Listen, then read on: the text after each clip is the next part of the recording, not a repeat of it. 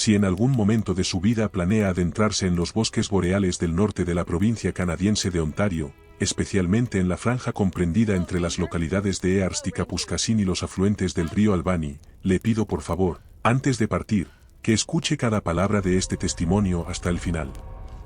No estoy hablando para asustar a nadie, ni busco fama, ni busco entretener a nadie con un cuento de fogata, estoy hablando porque 4 de cada 10 personas que han desaparecido en esa zona durante los últimos 15 años jamás fueron encontradas, ni vivas ni muertas, y porque lo que voy a contarle a continuación no lo leí en un libro ni me lo contaron de tercera mano, lo viví yo, lo escuché yo, y lo vi yo con mis propios ojos a una distancia menor de la que ahora separa su oído de la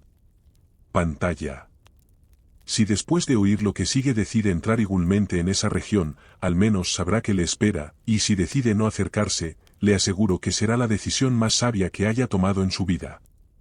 Mi nombre es Mark Holloway, tengo 47 años, soy guardabosques titulado por el Ministerio de Recursos Naturales y Silvicultura de la provincia de Ontario, y llevo casi 2 décadas trabajando en la vigilancia y la gestión de reservas naturales en el extremo norte de esa provincia, una región que la mayoría de los canadienses solo conoce por las fotografías de los calendarios y por las noticias de los incendios forestales del verano. Nací en una pequeña localidad llamada Cochrane, una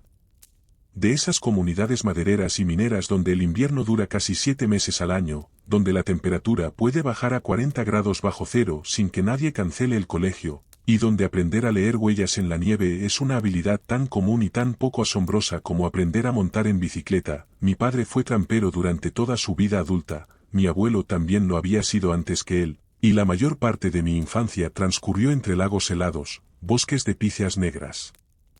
y caminos forestales que conectan las pequeñas localidades del distrito de Cochrane con los puestos avanzados del norte. Después de estudiar manejo forestal en la Universidad de la Kead, en la ciudad de Thunder Bay, regresé al norte porque, como suele decir mi familia, la sangre de los Holloway fluye más densa cuando hay nieve cerca. He trabajado en distintos destinos a lo largo de los años, primero en la región del lago Abitibi, después en los alrededores del río Mississippi, e incluso un par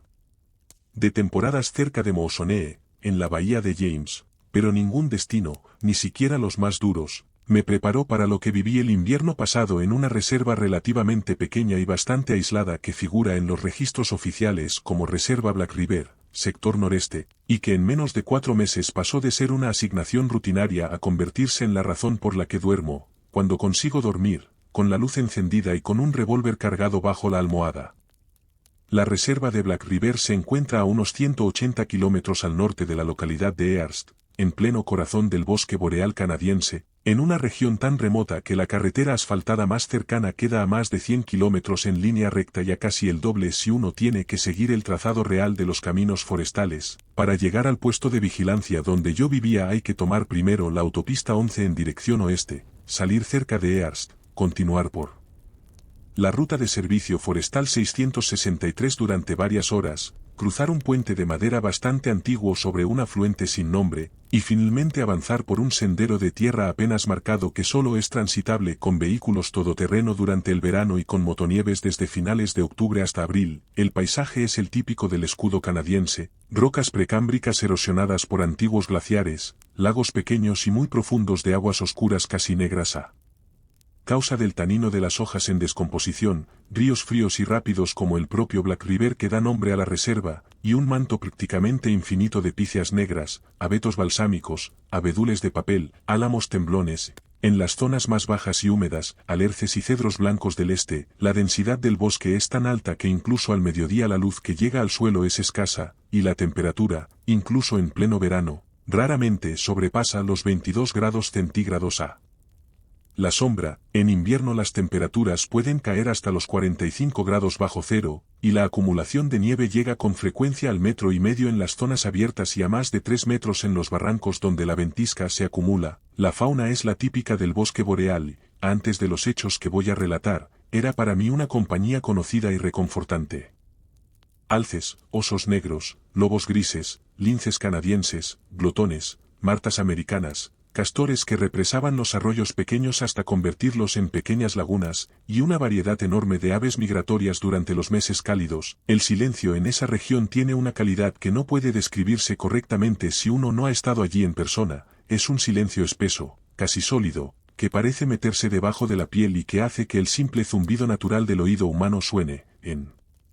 mitad de la noche, más fuerte que el viento entre los árboles, junto a la reserva, a unos 12 kilómetros al sureste del puesto de vigilancia, se encuentra una pequeña comunidad indígena perteneciente al pueblo Cree del Bosque, una rama de los pueblos algonquinos que ha habitado esa región desde mucho antes de la llegada de los primeros tramperos europeos, y a la que aquí, por respeto y por motivos que se entenderán al final, prefiero referirme simplemente como el asentamiento, sus habitantes. En su mayoría descendientes directos de las familias originarias del territorio, viven de la caza estacional del alce y del caribú, de la pesca del lucio y del lucio del norte, de la trampa de pieles, y en menor medida, de algunos trabajos eventuales para el ministerio o para las compañías madereras del sur, mantenían, hasta hace muy poco, una relación cordial y predecible con el puesto de vigilancia, y una vez al mes 1 o 2 hombres acudían en motonieve a retirar los víveres, el combustible y las medicinas que se les enviaban según un viejo convenio firmado con el ministerio en los años 70, y fueron precisamente ellos, los habitantes del asentamiento, los primeros en notar que algo había cambiado, mucho antes que yo. Todo comenzó durante la tercera semana del mes de noviembre del año pasado, cuando el suelo ya llevaba un par de semanas cubierto por una capa fina pero firme de nieve dura, esa nieve seca y crujiente que en mi región llamamos la nieve del lobo porque hace tanto ruido al pisarla que los lobos no pueden cazar bien y se vuelven más visibles cerca de los caminos. Hasta ese momento mi rutina diaria había sido casi monótona, una rutina que cualquier guardabosques del norte reconocería sin problemas. Levantarse antes del amanecer, encender la estufa de leña, preparar café con agua del depósito, revisar las trampas fotográficas distribuidas por los senderos de patrulla, apuntar las lecturas de temperatura y precipitación en el cuaderno meteorológico oficial, hacer un primer recorrido en motonieve por el perímetro sur de la reserva, regresar al mediodía, almorzar algo caliente, dedicar la tarde al mantenimiento del equipo, contestar las comunicaciones por radio con el centro de EARST. Antes del atardecer, hacer un segundo recorrido más corto por el perímetro norte. Los miércoles, además, esperaba la visita de los 2 hombres del asentamiento que venían a recoger los suministros mensuales. 2 hombres que yo conocía solo de vista porque mi cree es prácticamente nulo y el inglés de ellos se reducía a unas cuantas palabras imprescindibles, un saludo, un gracias, un nos vemos el mes próximo. La tercera semana de noviembre cayó en un miércoles. Por primera vez en los 4 meses que yo llevaba destinado en Black River, los 2 hombres no aparecieron, esperé hasta el atardecer, dejé los suministros listos en el cobertizo lateral por si llegaban tarde, y dormí pensando que probablemente alguna emergencia familiar les habría retrasado. Al jueves siguiente tampoco llegó nadie, al viernes tampoco, y al lunes, ya con cierta preocupación, decidí informar por radio al supervisor del centro de EARST, un hombre llamado Jacobson con el que llevaba colaborando desde hacía años, y él me respondió con su tono habitual, sin darle importancia, que probablemente la familia se había desplazado a una cabaña de caza más al norte y que esperase otra semana antes de reportar nada oficialmente. Esa misma semana, sin embargo, empecé a notar otras pequeñas anomalías que en condiciones normales no habrían significado nada pero que, vistas hoy en perspectiva, formaban ya parte de un patrón clarísimo. Las trampas fotográficas del sendero este, que normalmente registraban entre 30 y 50 pasos de fauna por noche, habían bajado a 3 o 4 registros por noche, todos ellos de animales pequeños, ardillas, martas, alguna liebre, pero ningún ungulado, ningún cánido, ningún oso. La actividad de los cuervos comunes y de los grajos canadienses, que en esa zona suele ser ruidosa y constante incluso durante el invierno, había desaparecido por completo. Y en mis recorridos matinales solo escuchaba el crujido de mis propias raquetas sobre la nieve. Los castores del estanque cercano al puesto, que normalmente se oyen golpeando el agua con la cola al atardecer cuando alguien se acerca demasiado, no habían dado señales de vida desde hacía más de una semana. Un cazador veterano habría sabido leer todas estas señales y habría hecho las maletas de inmediato, pero yo, confiado por mi experiencia, atribuí todo a una posible enfermedad estacional entre los cérvidos, quizás un brote temprano de la enfermedad debilitante crónica, quizás un cambio de patrones migratorios por el clima inusualmente cálido que habíamos tenido en octubre, y seguí con mi rutina.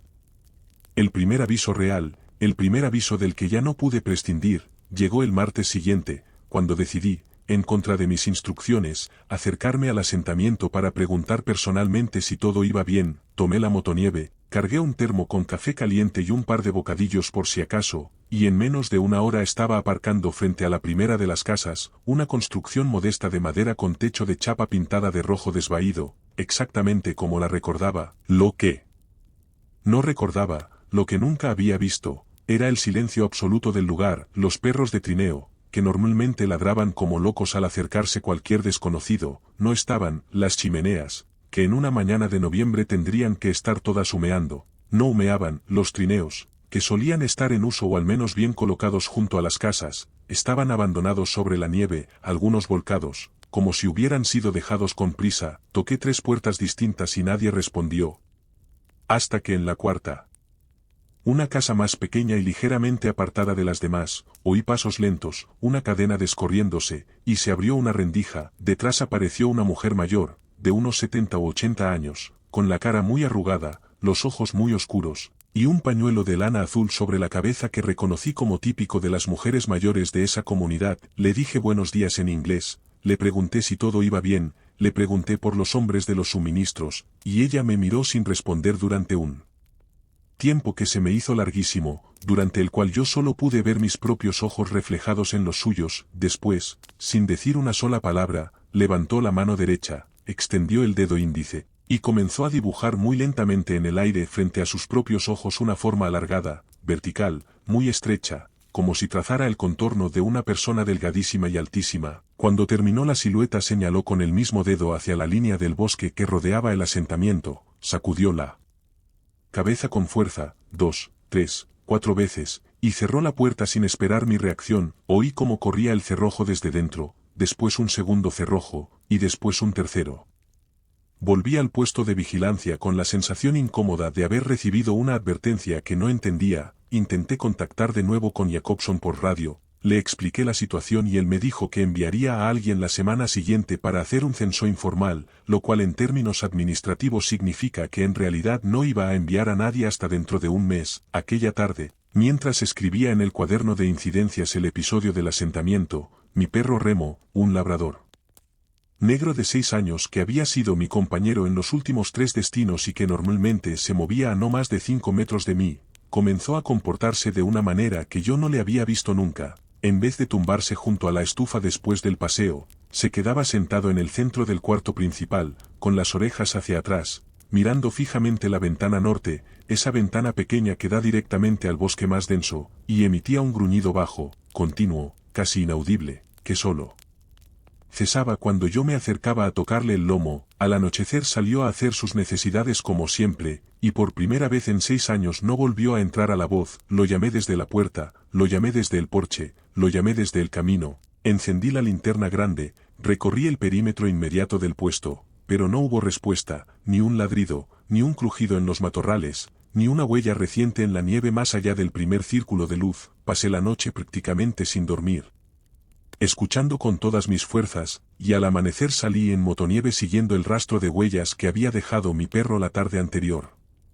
Las huellas iban en línea recta hacia el noreste, atravesando el primer cinturón de píceas, cruzando el arroyo helado que en los mapas figura sin nombre, y subiendo por la pendiente suave que lleva hacia un pequeño claro que los antiguos tramperos llamaban el claro del oso, y allí, en el centro mismo del claro, encontré a Remo. Lo que vi no se lo deseo a nadie, y antes de describirlo quiero dejar claro que llevo casi 20 años en este oficio, que he visto cadáveres de alces destrozados por manadas de lobos, que he visto a osos negros desentrañar a un becerro de caribú, que he visto incluso lo que queda de un trampero que murió bajo un árbol caído y al que tardamos 10 días en encontrar. Todo eso lo he visto, y todo eso, en su brutalidad natural, tiene una lógica reconocible, una lógica que un hombre de mi profesión sabe leer. Lo que vi en aquel claro no tenía esa lógica. Mi perro estaba tumbado sobre la espalda, con las 4 patas extendidas hacia arriba, en una posición que ningún animal vivo adopta y que ningún depredador conocido deja después de matar a su presa. Su caja torácica estaba completamente abierta, pero, y este es el detalle que me persigue desde entonces, no abierta hacia afuera, como cabría esperar si un oso o un lobo le hubieran arrancado el pecho desde el exterior, sino abierta hacia afuera desde el interior, las costillas dobladas hacia los lados como si algo que estaba dentro de mi perro, hubiera empujado desde dentro hasta abrirse paso al exterior. Los órganos internos estaban casi todos en su sitio, pero el corazón había desaparecido por completo, Y el espacio donde debía haber estado el corazón estaba absolutamente limpio, sin sangre coagulada, sin restos, como si hubiera sido extraído con una cuidadosa precisión quirúrgica. Alrededor del cuerpo no había una sola huella en la nieve aparte de las del propio Remo, ni de lobo, ni de oso, ni de glotón, ni de ningún otro animal, ni siquiera la del propio cazador humano. Las únicas huellas que vi, y de esto puedo jurar bajo cualquier autoridad, eran las de mi perro, que entraban al claro corriendo y terminaban exactamente en el punto donde estaba su cuerpo. Permanecí varios minutos sin moverme, intentando encontrar una explicación racional, intentando recordar si había leído alguna vez en algún manual algún caso parecido, intentando convencerme de que quizás un lince muy ágil había bajado desde un árbol cercano y que el viento de la madrugada había borrado las huellas de su llegada, pero la nieve era demasiado fresca, las ramas de los árboles cercanos no habían dejado caer absolutamente nada de nieve, y un lince, además, no abre el pecho de un perro labrador desde dentro hacia afuera. Finalmente envolví el cuerpo de Remo en una lona, lo cargué en el remolque de la motonieve, y volví al puesto. En el camino de vuelta, apenas a 1 kilómetro del claro, oí por primera vez algo que en aquel momento atribuí al cansancio y a la impresión, una voz, muy lejana, casi inaudible, que parecía pronunciar mi nombre desde algún punto del bosque a mi derecha. Me detuve, apagué el motor, y escuché durante varios minutos, pero solo oí el viento entre las ramas. Reanudé la marcha. Antes de llegar al puesto, la voz volvió a sonar, esta vez ligeramente más cerca, llamándome de nuevo por mi nombre, una sola sílaba arrastrada, Mark, exactamente como me llamaba mi madre cuando yo era niño y ella quería que volviera a casa antes del anochecer. Volví a detener la motonieve, volví a apagar el motor, y volví a no oír absolutamente nada salvo el viento. Reanudé la marcha y la voz no se repitió. Enterré a Remo aquella misma tarde, junto al pequeño cobertizo de las herramientas, escarbé un agujero más profundo de lo necesario, lo cubrí con piedras grandes para que ningún carroñero pudiera desenterrarlo, y por primera vez en muchos años no fui capaz de pronunciar en voz alta las palabras que mi padre solía decir cuando enterraba a uno de sus perros. Aquella noche cerré las ventanas con doble cerrojo, comprobé el cargador de la escopeta de servicio 2 veces, y dormí, o intenté dormir, en el sofá del cuarto principal con la luz de la estufa como única iluminación, y con la mano apoyada sobre la culata del arma. Lo que vino después se desarrolló a lo largo de los siguientes 10 días, y voy a relatarlo en el mismo orden en que lo viví, porque sólo así se puede entender lo lentamente que me fui dando cuenta de que aquello no era cosa de animales, y lo lentamente que se va perdiendo la cordura cuando uno está solo a 180 kilómetros del ser humano más cercano. La primera noche después de enterrar a Remo todo permaneció en silencio hasta poco después de medianoche, cuando me despertó el sonido de algo, claramente un peso considerable, caminando muy lentamente sobre el techo del puesto. El techo del puesto es de chapa metálica acanalada sobre vigas de madera, y cualquier objeto que se mueva sobre él produce un sonido reconocible, un rechinar profundo y resonante. Una marta, un mapache, un cuervo, todos producen sonidos identificables que cualquier guardabosques con experiencia distingue de inmediato. Aquel sonido no era ninguno de los que yo conocía. Eran pasos largos, pausados, separados entre sí por al menos 1,5 metros, y sonaban como si alguien que pesara 70 u 80 kilos caminara sin prisa de un extremo del techo al otro. Cuando llegó al borde sur, donde está la ventana del cuarto principal, los pasos se detuvieron exactamente sobre mi cabeza durante un tiempo que medí en mi reloj de pared y que duró 7 minutos exactos, durante los cuales no se oyó absolutamente nada más, ni respiración, ni movimiento, ni siquiera el crujido normal de la chapa al enfriarse. Después los pasos retomaron la marcha en sentido contrario y se perdieron por el extremo norte, y al rato oí como algo grande, descendía por el lateral del puesto y se alejaba en dirección al bosque pisando la nieve con un ritmo que no era exactamente el de un animal, ni exactamente el de una persona, sino algo intermedio, algo difícil de describir. Un paso muy largo seguido de una pausa, otro paso muy largo seguido de una pausa, como si el caminante tuviera que pensar dónde poner cada pie. Al amanecer salí a inspeccionar el techo y el perímetro, y aquí debo ser preciso porque cada detalle importa. Sobre el techo no había ni una sola huella, ni un rasguño en la chapa, ni una marca en la nieve fina que se había acumulado durante la noche. En el suelo, junto al lateral norte del puesto, Encontré 2 depresiones muy claras en la nieve, 2 depresiones del tamaño aproximado de un pie humano descalzo pero más estrechas y mucho más largas, separadas entre sí por una distancia que medí con mi cinta y que rondaba los 2 metros, una zancada que ningún ser humano normal podría dar en terreno nevado. Las depresiones se prolongaban en línea recta hacia el este durante unos 15 o 20 metros y después, simplemente, se interrumpían en mitad del bosque, sin árbol cercano al que pudiera haber subido, sin pendiente que pudiera haber bajado, como si el caminante hubiera dejado de caminar y nada más. Tomé fotografías con la cámara del servicio, anoté las medidas en el cuaderno de incidencias, e informé a Jacobson por radio aquella misma mañana. Jacobson, que es un hombre paciente y poco aficionado al dramatismo, me dijo que enviaría a un colega más joven, un tal Petersen, para que me acompañara durante unos días. Me dijo que no me preocupara, que el aislamiento del puesto avanzado podía jugar malas pasadas, y me recomendó descansar, comer caliente y reducir la cafeína. Agradecí su amabilidad, no respondí a la insinuación de que estuviera imaginando cosas, y pasé el resto del día revisando el perímetro y reforzando los cierres de las ventanas con tablas adicionales que clavé desde dentro. Aquella noche, la segunda después de Remo, los pasos no volvieron al techo, volvió, en cambio, la voz. La voz comenzó a sonar poco después de las 11, primero muy lejos, en algún lugar al norte del puesto, llamándome simplemente por mi nombre, Mark, con la misma cadencia arrastrada del primer día. Después, durante las 2 horas siguientes, la voz fue acercándose, de árbol en árbol, al ritmo lentísimo con el que se acerca alguien que no quiere ser detectado, y para la 1 de la madrugada estaba ya a no más de 100 metros del puesto, oculta detrás de la línea de píceas que limita el claro este.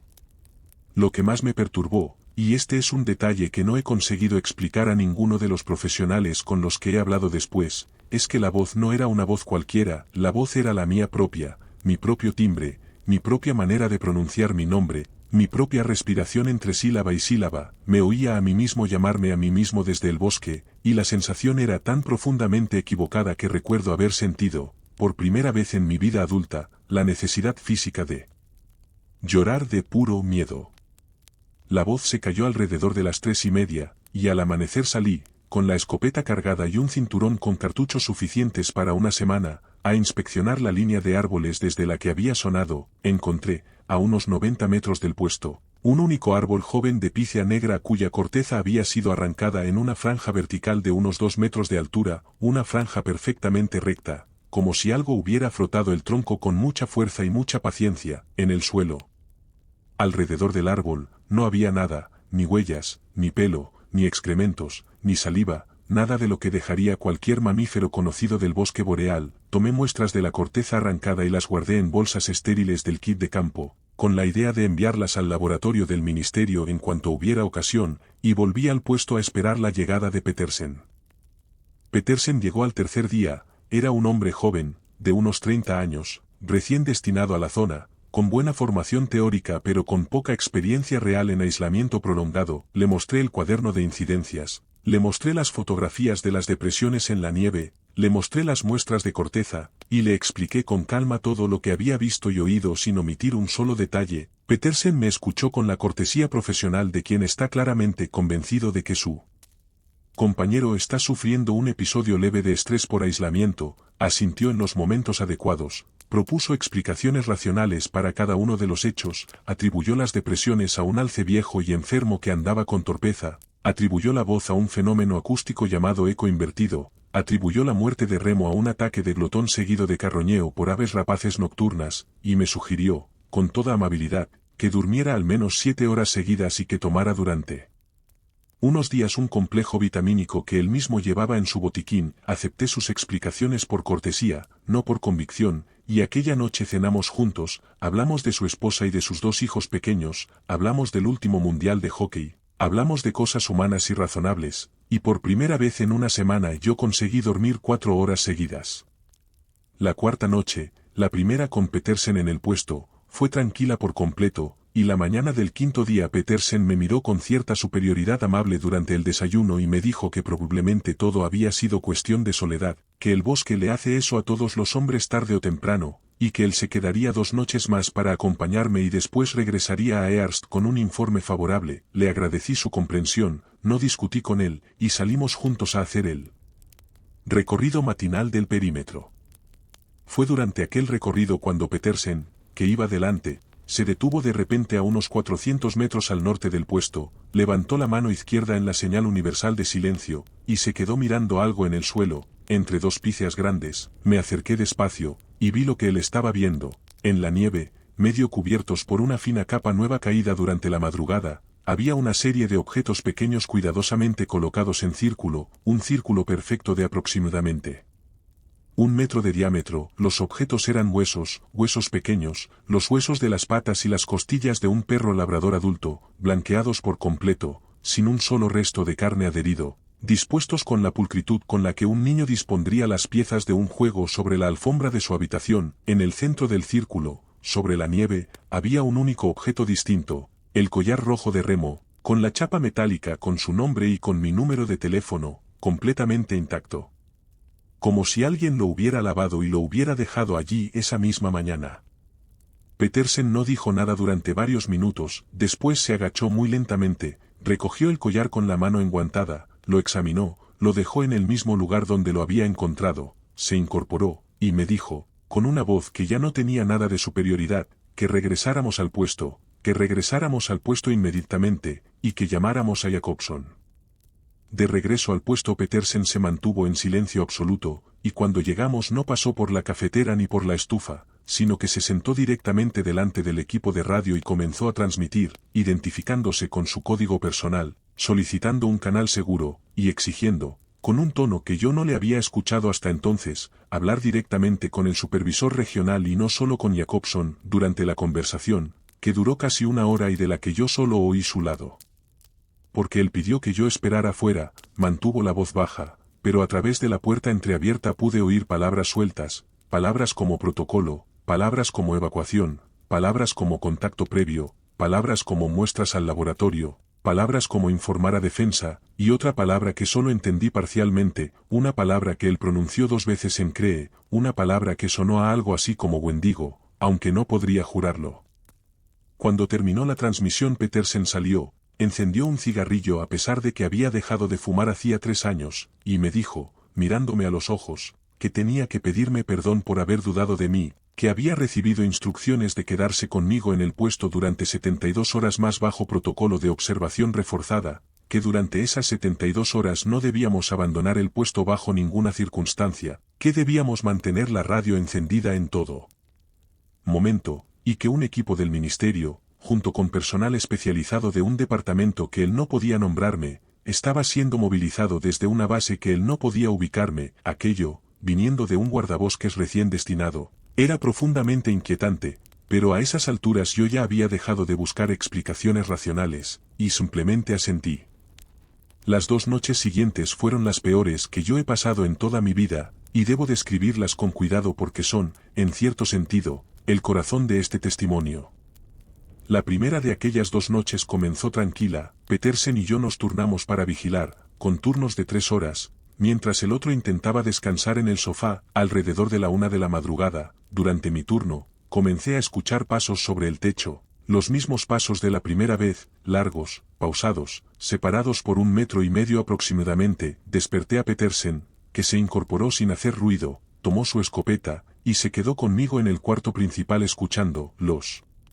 pasos recorrieron el techo en distintos sentidos durante casi 40 minutos, y después se detuvieron sobre la ventana norte, exactamente como la primera vez. En ese momento la voz comenzó a sonar desde fuera, primero al norte, con mi propia voz llamándome a mí, después al este, con la voz de Petersen llamándole a él por su nombre, después al sur, con una tercera voz que ninguno de los dos reconocimos, una voz de mujer mayor que parecía hablar en CREE y que repetía una sola palabra una y otra vez, una palabra que Petersen, que sí entendía algo de CREE, me tradujo con voz temblorosa como ven, ven, ven. Las 3 voces se mantuvieron simultáneamente durante un par de minutos, y después callaron de golpe, todas a la vez, y los pasos sobre el techo se reanudaron, esta vez más rápidos, casi corriendo de un lado a otro, como si quien estuviera arriba estuviera furioso porque no le abríamos. Aquellos pasos cesaron alrededor de las 4:30, y a partir de ese momento solo se oyó el viento.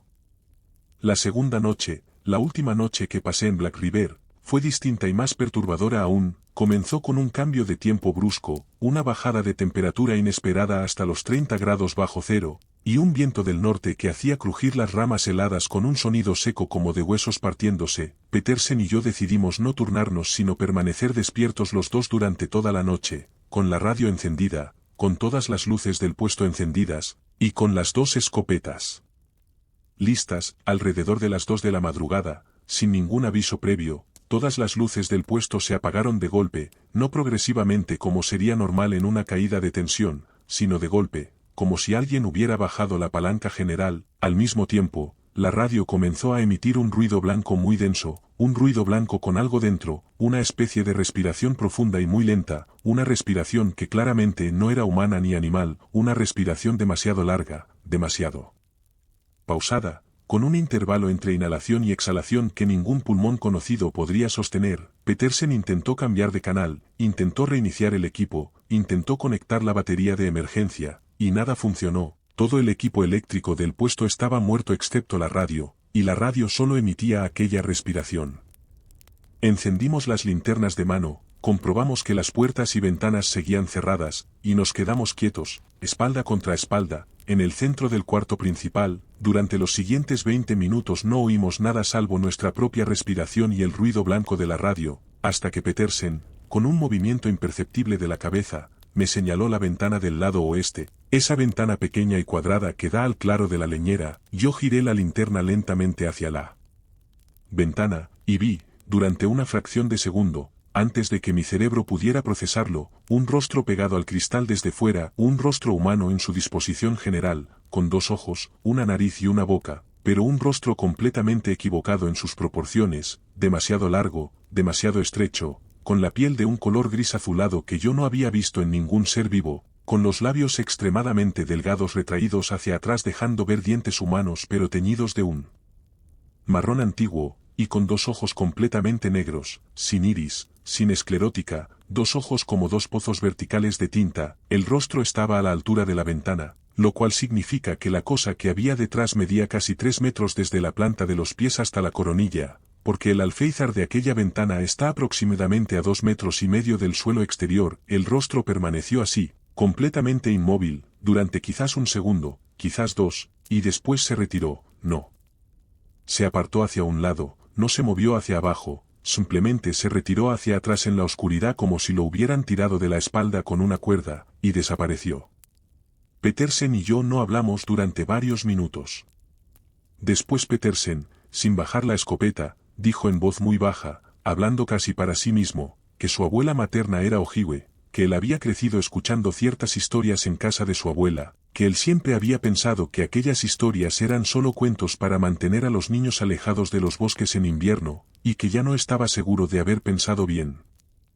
Al amanecer del 11º día, el último día completo que pasé en Black River, salimos juntos a inspeccionar el exterior del puesto, sin esperanzas de encontrar nada útil, y para nuestra sorpresa la nieve fresca caída durante la noche estaba intacta alrededor de la ventana oeste, sin huellas, sin marcas, sin nada, como si nadie hubiera estado allí nunca. Y sin embargo, en el alféizar exterior, en la fina capa de escarcha que se había acumulado sobre la madera, había 2 marcas perfectamente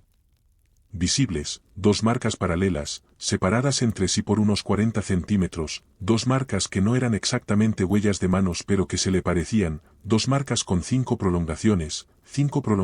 largas y delgadas como dedos, pero cada uno de esos supuestos dedos medía al menos 15 centímetros de largo.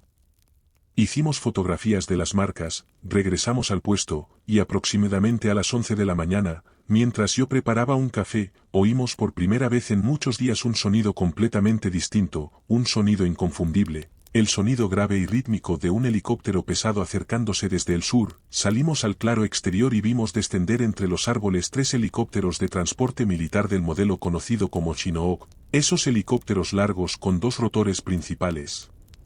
pintados de gris oscuro y sin ningún distintivo visible, ni bandera, ni número de unidad, ni siquiera la matrícula reglamentaria. Aterrizaron en el claro grande, levantaron una nube de nieve que tardó casi 1 minuto en asentarse, y de cada uno de ellos descendieron, en formación de combate, lo que yo describiría como entre 20 y 25 hombres vestidos con uniformes de invierno completamente blancos, sin identificadores de unidad, con cascos integrales y máscaras que les cubrían toda la cara excepto los ojos, y armados con fusiles de asalto que yo no reconocí como los reglamentarios de las Fuerzas Armadas canadienses. Uno de aquellos hombres, identificable solo por una banda roja en el brazo izquierdo, se acercó a nosotros, nos pidió la documentación, comprobó nuestros nombres en una tableta digital de pantalla protegida, nos miró durante un par de segundos a través de su máscara, y nos dijo, en un inglés muy claro y muy calmado, que teníamos 15 minutos exactos para recoger lo imprescindible, ropa, documentos, medicación personal, y nada más, y que después seríamos evacuados. Petersen intentó hacer una pregunta y el oficial le interrumpió antes de que terminara la primera palabra, y le repitió, con el mismo tono calmado, que teníamos 15 minutos exactos. Recogí lo imprescindible, una bolsa pequeña de lona con 2 mudas, mi pasaporte, mi licencia de guardabosques, las pastillas para la tensión que tomo desde hace unos años, el cuaderno de incidencias con todas las anotaciones de las últimas semanas, el sobre con las muestras de corteza, la cámara con las fotografías. Intenté llevarme también a mi gata, una gata atigrada que había llegado al puesto un mes antes y que se había quedado conmigo, pero un soldado me dijo, con la misma voz calmada del oficial, que no estaba autorizado el transporte de animales. Tuve que dejarla en el puesto, con un cuenco grande de comida y otro de agua, y aquella imagen, la imagen de mi gata sentada en el sofá mirándome desde la puerta entreabierta, es una imagen que también me persigue todavía. Subimos al primer helicóptero, nos hicieron sentarnos en bancos laterales, nos abrocharon ellos mismos los arneses, y despegamos en menos de un minuto. Durante el vuelo, que duró aproximadamente 3 horas y media, ninguno de los soldados nos dirigió la palabra, y en ningún momento se nos permitió mirar por las ventanillas, que estaban cubiertas con persianas opacas. Antes del aterrizaje nos pasaron unos cuestionarios largos para que rellenáramos en silencio, cuestionarios oficiales con membrete pero sin nombre de ministerio, cuestionarios con preguntas muy específicas sobre todo lo que habíamos visto, oído, olido, sentido, fotografiado o tocado durante los últimos 15 días. Nos hicieron firmar al final un documento de confidencialidad de varias páginas que ninguno de los dos tuvo tiempo de leer realmente, y nos avisaron, con palabras educadas pero con mucha claridad, de las consecuencias legales de revelar información clasificada bajo el régimen de seguridad nacional. Aterrizamos en una base militar cuyo nombre no se nos comunicó, fuimos sometidos durante 12 horas a entrevistas separadas, fuimos examinados por médicos que tampoco se identificaron, nos sacaron sangre, nos hicieron radiografías torácicas, nos preguntaron una y otra vez si habíamos sido tocados, mordidos o arañados por algo, y al cabo de aquellas 12 horas nos llevaron por separado a habitaciones de descanso individuales donde dormimos unas pocas horas. Al día siguiente nos comunicaron que la reserva de Black River, junto con un radio amplio de territorio circundante que incluía el asentamiento, había sido reclasificada de manera oficial y permanente como zona de acceso restringido categoría 4, una clasificación que en los mapas oficiales del gobierno federal se reserva para las antiguas zonas de pruebas nucleares de los años 40 y 50, para algunas zonas de contaminación química industrial extrema, y para una breve lista de otras áreas cuya naturaleza no es de dominio público. Nos comunicaron también que el asentamiento entero había sido evacuado por aire la misma noche del 11º día, que sus habitantes habían sido reubicados con todos los honores y compensaciones en otras comunidades CRE del sur de la provincia, y que se nos prohibía expresamente cualquier intento de localizarlos o de contactar con ellos. Han pasado 4 meses desde aquel 11º día. Yo he sido reasignado a una oficina administrativa en la ciudad de Sudbury, a más de 2.000 kilómetros al sur de Black River, con un sueldo ligeramente superior al que tenía antes y con una explícita recomendación, que en realidad es una orden, de no volver a solicitar puestos avanzados en el norte. Petersen pidió la baja del servicio 2 semanas después de la evacuación, y según he podido saber por canales informales, vive ahora con su familia en algún pueblo pequeño de la provincia de Manitoba. No he vuelto a hablar con él desde entonces, y prefiero no buscarle. Mi gata nunca apareció en ningún registro, y cuando pregunté por ella se me respondió, con educación, que el puesto había sido descontaminado siguiendo el protocolo correspondiente.